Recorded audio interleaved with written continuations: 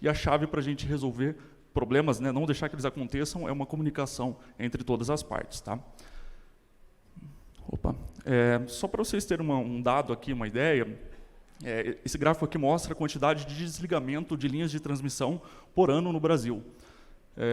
A gente tem aí, na média, 1.500, 1.600 desligamentos de linha de transmissão. Aqui pegando só linha de transmissão de 230 kV para cima, né? Ou seja, só equipamento de grande porte. Apesar disso, né, todo dia, por exemplo, tem alguns desligamentos, a sociedade não sente isso, não sente esses efeitos, porque o sistema ele é planejado, operado, para não deixar que esses efeitos se propaguem, né, e causem um grande blackout. Só que por que é importante? Todo dia, então, está acontecendo alguma coisa e a gente precisa garantir que tudo funcione conforme o planejado, conforme o esperado. Depois vai ficar mais clara essa menção. Bem, agora falando da geração distribuída. Né? Num primeiro momento, a geração distribuída ela impacta, né, obviamente, as redes de distribuição. Todas as normas técnicas do mundo nasceram estudando os impactos da GD na distribuição. Né? Então, tem toda a questão de impacto no perfil da tensão, qualidade da energia elétrica, o problema do ilhamento, impacto em proteção. Então, as normas que começaram a ser criadas lá no começo dos anos 2000 se concentravam em resolver problemas e desafios que poderiam acontecer na distribuição. Mas esse cenário está evoluindo. Algumas recomendações que garantiam a segurança das redes de distribuição, quando a gente começa a ter um olhar mais macro, para um sistema de transmissão, algumas recomendações elas não são boas. Então, as normas técnicas elas passaram a evoluir e começaram a ser exigidos novos requisitos, né, de conexão, principalmente para os inversores. Tá? Dentre vários impactos que podem ter, né, no sistema de transmissão, né, hoje eu diria que a gente está num cenário aqui de moderada penetração de GD no Brasil, e esse cenário é exponencial, daqui 2 anos a gente chega no elevada, mas a partir do moderado a gente já começa a ter algumas preocupações. Dentre várias preocupações aqui, a principal que eu vou comentar nessa apresentação é da desconexão em cascata de geradores distribuídos. Tá? Já a gente volta nesse tema. E quando a gente chega aí para um cenário de elevada penetração, né, eu coloquei aqui após 2024, né, não sei, é didática, né, esse conceito, mas o fato é que a partir de 2024, por exemplo, a GD solar ela vai ser com certeza a nossa maior, digamos assim, usina. Né? Alguns operadores brincam assim, que falam assim, a maior usina do meu país é a Solar Rooftop, porque se soma tudo, é maior do que Itaipu, é maior do que todas várias outras usinas individuais. Né? Aí a gente começa a ter uma necessidade de uma comunicação, transmissão, distribuição, gerador distribuído de forma muito mais fluida do que acontece hoje. Né? Por exemplo, na Austrália, o operador da transmissão, eventualmente, ele consegue reduzir a potência injetada pelos inversores em determinados momentos para resolver algum problema elétrico na rede. Né? Então, assim, os equipamentos eles passam a não ser mais puramente passivos e passam também a ajudar o sistema quando necessário, obviamente. Né? Então, a gente vai precisar de uma interação cada vez maior na hora que a gente atingir esse cenário. Por isso é muito importante esse fórum aqui para a gente começar a criar essa comunicação, essa correlação entre a gente. Né? Bem, vou falar um pouco, então, antes de falar da desconexão em cascata, né, só aqui uma projeção da IPE desse cenário, acho que todo mundo já viu esse gráfico, mas só para ilustrar aqui, né, a gente, alguns anos atrás, a GD Solar já passou Ilha Solteira, né, a maior usina aqui do Sudeste, já passou Tucuruí, segunda maior usina nacional, né, do Brasil. Estamos chegando em Belo Monte e, antes de acabar o final do ano, já é maior do que Itaipu. Então, isso aqui mostra como que ela vai ser importante para o nosso sistema. Né? Essa projeção aqui da EPE, com certeza, ela está subestimada. A gente vai passar por cima. Né? É uma coisa muito comum, né? Até nos Estados Unidos, o pessoal sempre comenta assim, que os planejadores sempre erram a projeção da capacidade instalada da GD, sempre para cima, porque é desafiador fazer esse tipo de projeção. Né? Mas, ou seja, isso aqui é só para mostrar, olha como que ela é relevante para o atendimento à carga, né, do nosso sistema. Tá? Bem, agora vamos começar a falar da desconexão em cascata. Tá? O que é essa desconexão em cascata que a gente menciona e a gente tem medo e a gente quer evitar que ela aconteça? Né? Quando a gente tem um problema num sistema de transmissão, um curto-circuito, uma perda de uma usina, o sistema ele começa a oscilar, ele começa a sofrer, ele entra num regime transitório, a tensão e a frequência na cara dos inversores, lá na baixa tensão, na média tensão, ela também vai variar. E se esses inversores eles começarem a confundir essa oscilação e se desconectarem nesse momento, eles vão começar a amplificar um problema que está acontecendo.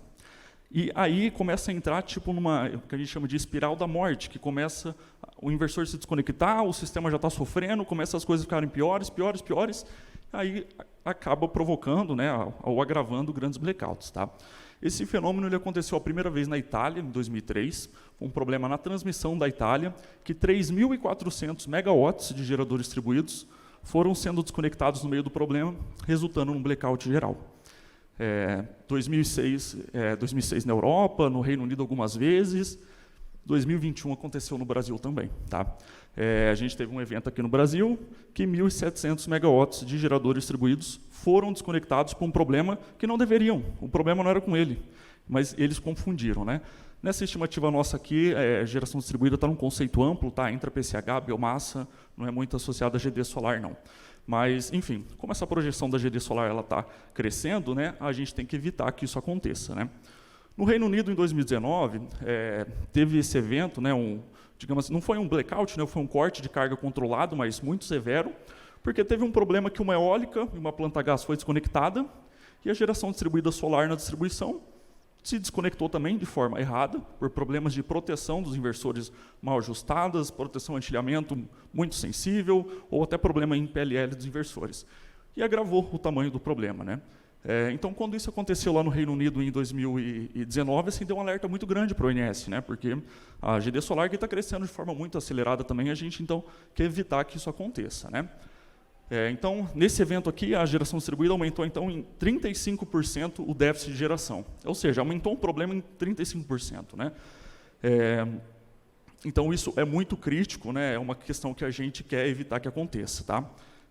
E esse problema ele pode acontecer seja por afundamentos de frequência, seja por afundamentos de tensão. Tá? Aqui é um estudo do NREL, com um laboratório lá dos Estados Unidos, um estudo feito lá principalmente focando aqui na Califórnia, né? Eles mostram que isso aqui está querendo dizer o seguinte: um curto-circuito na transmissão, ele vai levar a tensão da distribuição a ficar baixa também transitoriamente. Tá? E quanto mais perto a distribuição tiver dessa transmissão, né, maior vai ser essa correlação de tensão. Então a tensão vai cair na transmissão, vai cair lá na distribuição também. À medida que você está ficando mais longe, o problema ele é menor, mas ele existe. Então, o que isso aqui mostra? Que se tivesse um curto-circuito na transmissão e as proteções de tensão dos inversores estiverem mal ajustadas, ou se os inversores não tiverem uma boa imunidade às subtensões, poderia ter uma desconexão grande, focado aqui nessa área, que tem aí 4.000, 5.000, 6.000 megawatts de geração solar distribuída. Tá? Então, assim, o comportamento dos sistemas elétricos de potência está mudando. Né? Eles até escrevem aqui que no passado, como a distribuição é responder por um evento na transmissão, não tinha uma consequência muito grave. Né? Mas, atualmente, como a gente tem muita geração na distribuição, isso começa a ser potencialmente crítico, então a gente precisa evitar que os inversores sejam desconectados nessas condições. Tá? Trazendo aqui agora um exemplo de um evento que aconteceu no Texas, nos Estados Unidos, mas aqui falando da geração solar centralizada, mas só para puxar um gancho. Tá? Teve um evento, um distúrbio também na rede de transmissão lá do Texas. A geração solar centralizada estava gerando 4.000 megawatts aproximadamente, 4.500, né, esse gráfico aqui. E após esse evento na transmissão, foi um evento transitório, eu acho que foi uma descarga atmosférica, isso aí, se eu não me engano. A geração solar caiu a injeção dela. E o operador de lá falou assim: por que caiu? Não era para cair, foi um problema numa linha, não era para afetar a geração solar. Né? Aí eles foram fazer um levantamento. Olha, a gente teve problema de PLL de inversores, proteções que atuaram errado, estimações erradas de frequência, e quantificaram. Né? E no caso lá dos Estados Unidos, né, o operador fez até um puxão de orelha assim, para a indústria, porque falou assim: olha, a indústria não está sendo proativa, identificar e tratar esses problemas antes que eles aconteçam. A gente só está tratando depois que dá problema, depois que alguma consequência mais grave aconteceu. Né? Então, assim, se isso está acontecendo na geração solar centralizada, na distribuída, é ainda mais difícil de a gente detectar que isso aconteceu. Tá? Então, a gente tem que tratar os problemas de forma antecipada, né? Não esperar que aconteçam problemas. Tá? Bem, agora vamos falar um pouquinho aqui do Sistema Interligado Nacional, tá? Essa figura aqui a gente sempre mostra ela, né? A malha de transmissão do Brasil é muito grande, complexa. A gente no INS a gente é sempre muito preocupado com a perda de um bipolo, tá? Essa linha aqui em azul, né, são os bipolos de Belo Monte, né? Transportam aí 4.000 megawatts, né? Ou seja, é uma quantidade muito grande, né? E se um bipolo cair, vai causar um impacto no sistema como um todo, tá? Esse gráfico aqui do lado é um gráfico de frequência, justamente para a perda de um bipolo, para a perda dessa linha aqui. Tá? Esse aqui foi um evento que aconteceu no Brasil em 2020, se eu não me engano, março de 2020. Tá? E aqui a gente está pegando o gráfico de frequência medido na baixa tensão de diferentes universidades do Brasil. Tá? Então aqui a gente tem medição em Florianópolis, Campinas, Curitiba, Belo Horizonte e Salvador. Para esse gráfico de frequência, olha como que o sistema ele é interconectado, interligado e sincronizado. Né? Um problema que acontece aqui nessa linha, a gente está medindo as coisas na baixa tensão, olha a frequência medida em toda a baixa tensão. Ou seja, o sistema está interligado. Então, isso acontece, os efeitos eles se propagam por todo o sistema. Não importa onde a gente vai estar medindo, tem um efeito. Né? E se a gente começar a ter desconexão, que as coisas comecem a andar errado aqui, aí o sistema não volta mais. Ele pode ir embora. Tá? Então, é muito preocupante essa questão que a gente está falando. Os efeitos eles se propagam, o sistema nosso é muito grande, né? Então a gente precisa ter muita atenção com isso. Tá? Agora, vou mostrar rapidamente aqui alguns resultados de simulações para a gente ver esse efeito. Tá? Agora, essa curva aqui é uma curva de frequência, de simulação, tá? Olhando o Brasil lá para 2024, que a gente já vai ter uma projeção grande de GD. Tá? Então, isso aqui então a gente, simulando a mesma perda de um bipolo, né, a frequência começa a cair, mas depois ela retorna.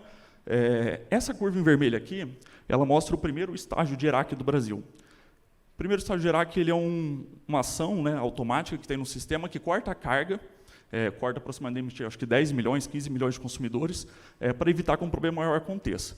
Então, é muito importante que a frequência venha para cá e não passe aqui dessa barreira, tá, de frequência, senão um problema grande vai acontecer, né, para evitar um maior. Esse cenário GD 0 megawatts está dizendo o seguinte: se a geração distribuída, nenhum inversor é desconectado durante aqui esse evento. Tá? Agora, vamos ver o que acontece se a gente começar a desconectar inversor.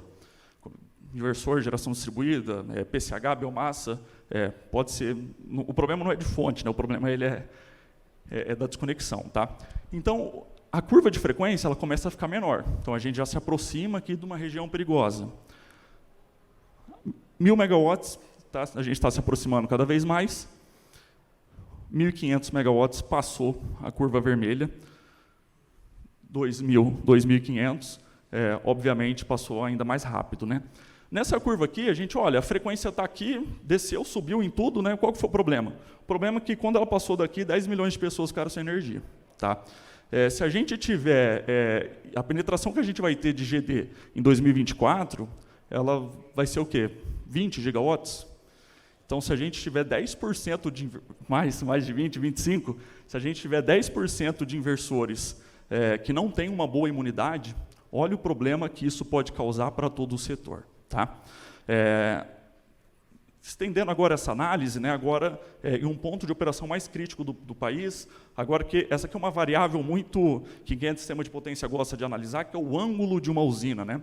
Isso aqui eu trouxe o ângulo de uma usina de Belo Monte, para quando a gente tem um problema, as usinas elas oscilam, balançam, mas depois elas vão amortecer. Tá? Se a gente começar a incorporar também esse efeito da geração distribuída, chega em ponto que uma usina ela pode não amortecer. Esse aqui é um fenômeno que ela perde o sincronismo com o restante do sistema, e um problema muito maior vai acontecer nesses casos. Tá? Essas curvas aqui de amarelo, azul e preta, quando subiu, a tradução disso, na prática, é um blackout regional muito grande. Tá?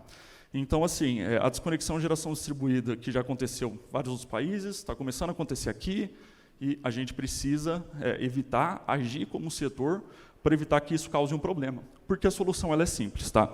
Agora, vamos falar um pouquinho aqui de soluções. Várias normas técnicas internacionais começaram a evoluir. E a principal motivação para elas evoluírem foi que várias recomendações precisavam ser atualizadas. Recomendações antigas de, por exemplo, na BNT hoje, a 16149, a gente tem uma recomendação para desligar um inversor com uma subtensão de 0,8 PU. No passado, essa recomendação fazia sentido, mas hoje não faz mais. A gente precisa ter uma suportabilidade maior. Tá? Nos Estados Unidos, então, já estão adotando nessa nova norma, I3E 1547 de 2018, olha como os inversores eles esperam para começar a se desligar. Tá? Frequência 58,5 vai desligar só depois de 300 segundos, ou o desligamento rápido lá em 56 Hz e meio. Tá? Esse conceito aqui da frequência é o mesmo da tensão. O que ele quer dizer? Olha, a hora que o sistema está balançando, não vamos desconectar, não. Vamos esperar o sistema sobreviver, ficar quietinho, que a gente vai estar ajudando o sistema a fazer isso. Né? E é uma coisa muito simples, qualquer inversor consegue atender isso aqui. Então, assim, o problema ele foi criado, né, por ajuste, né, ajuste de pessoas. Não é um problema de equipamento, não é um problema de tecnologia, é um problema de como esses equipamentos foram parametrizados no passado. A gente precisa começar a atualizar tudo isso aí. Tá? Na Austrália também, emitiu uma revisão recente da norma, né, de 2020, dezembro de 2020, com o mesmo conceito. Né, olha, proteções mais amplas, para evitar uma atuação sensível, para evitar que um problema muito grande aconteça. Tá? E, além das proteções, o que é estritamente importante? Né? O inversor ele não pode só se desligar por conta de proteção. Ele pode perder o sincronismo por causa do PLL dele, ele pode desligar por qualquer motivo que não seja, né, facilmente identificado. Então, a gente precisa dos famosos testes de imunidade. Tá? Esses testes de imunidade, a gente fez uma contribuição, né, para o novo regulamento do Inmetro. São testes que, basicamente, o que eles fazem? Qual que é a ideia? Olha, vamos pegar um inversor, injetar uma subfrequência nele, injetar uma subtensão, uma sobretensão, dentro de valores, obviamente, admissíveis para os equipamentos, né? E os inversores eles vão passar nos testes se eles não forem desconectados. É simples assim. Né? O conceito ele é muito simples, mas a gente precisa testar, precisa garantir que a gente não tenha inversores que não atendam esses tipos de testes. Tá? Esses testes, atualmente, eles são exigidos já em todas as normas internacionais de grande porte, tamanha a importância se isso não for testado. Tá? Faço até um pedido, né? A adaptação para o novo regulamento do Inmetro, ela vai melhorar sobremaneira a qualidade normativa do que a gente tem no Brasil. Não é nenhuma crítica, não é nenhuma crítica à versão antiga da BNT, mas é uma versão que foi pensada em um outro cenário. O cenário mudou, a gente precisa mudar junto com o cenário. Tá? Mudando um pouquinho aqui de assunto, né, agora falando não só de desligamento em cascata, que é um problema que acontece em contingências, só para trazer, né, o operador da Austrália ele está lançando um programa onde ele chegou na conclusão que, se ele tiver o controle sobre os inversores, se ele conseguir 1 ou 2 dias do ano, eventualmente, quando você tem muita geração e você não tem carga, ele prefere reduzir a geração dos inversores, porque senão pode acontecer um problema muito maior. Né? Vamos pensar assim um cenário. Um feriado, um domingo à tarde, geração solar está lá em cima, distribuição, transmissão, tudo lá em cima, não tem carga no país. O que a gente vai fazer? Uma saída é se a gente tiver bateria. Né? A gente pode usar esse excesso de geração nas baterias. Mas se a gente não tiver bateria, qual que é a outra ação? A gente não pode sair desligando todas as usinas na transmissão, que é as que dão, né, o suporte, a estabilidade para o sistema, e ficar só com um GD solar e um sistema de transmissão vazio. Então, vai chegar num ponto que o operador ele precisa também ter um comando, ter um contato com a geração distribuída. E falar, olha só, é melhor eu ter essa possibilidade de um dia no ano, se acontecer um caso crítico, né, de carga muito baixa e geração muito alta, reduzir a geração solar, para evitar que um problema aconteça. A gente não quer um blackout porque a gente não conseguiu controlar essa geração no momento que não precisava. Tá? Então, isso aqui é só para uma mensagem. Né? A Austrália já está muito avançada nessa penetração de geração distribuída, então começa a ter uma relação maior. Tá? Bom, pessoal, chegando aqui no fim da apresentação, eu sei que nessa minha apresentação eu falo bastante de desafio, mas, em partes, é para conscientizar o setor que desafios existem. Mas todas as soluções, né, para esses desafios aqui apontados, elas são simples. Se a gente parametrizar bem os inversores, testar bem os inversores, esse problema não vai acontecer aqui. Tá? Mas a gente precisa agir, a gente não pode negligenciar um problema, a gente tem que agir antes que ele comece a acontecer aqui.